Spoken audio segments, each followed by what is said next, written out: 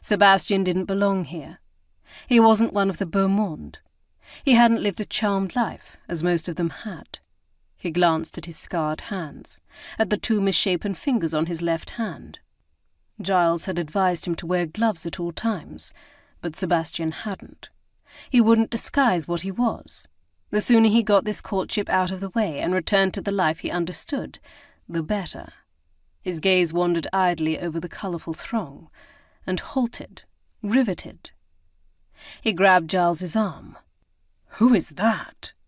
He breathed the question, staring across the ballroom floor, transfixed. Giles heaved a sigh of relief.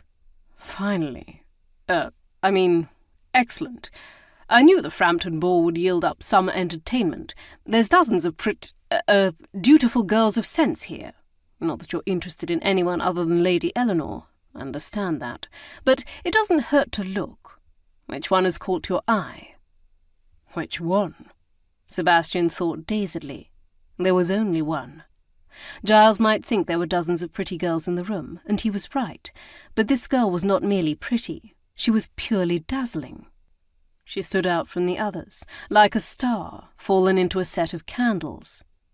She swung around on her partner's arm, smiling, and for an instant she looked directly into Sebastian's eyes. His breath caught in his chest. Of medium height, she was slender and lissom and perfectly shaped. Her hair was gold, not yellow or flaxen, but gold, spun fine and clustering around her head in soft curls. Her skin glowed. He could not see the precise colour of her eyes from this distance, but they were large and, he thought, blue. As for her face, he had no words to describe it. It was simply the most beautiful face he had ever seen. An angel's face, only without the smugness and artificial calm of the painted angels he'd seen. This angel glowed with life, with delight and mischief, with the joy of living and of dancing. A blind man could tell she lived to dance.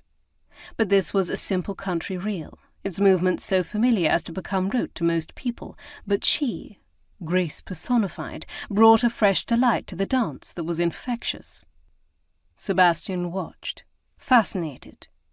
He thought dancing a waste of time up till now, but this was not the rigid performance of steps and movements he thought of as dancing. This was something magical. She laughed up at her partner with unaffected gaiety, and he beamed back at her, proprietorially.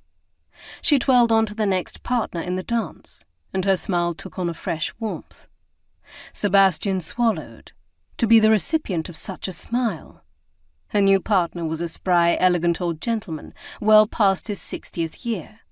What had he done to deserve such warm intimacy from this glorious creature? Sebastian tugged absently on his neckcloth, crumpling one of its severe, perfect folds.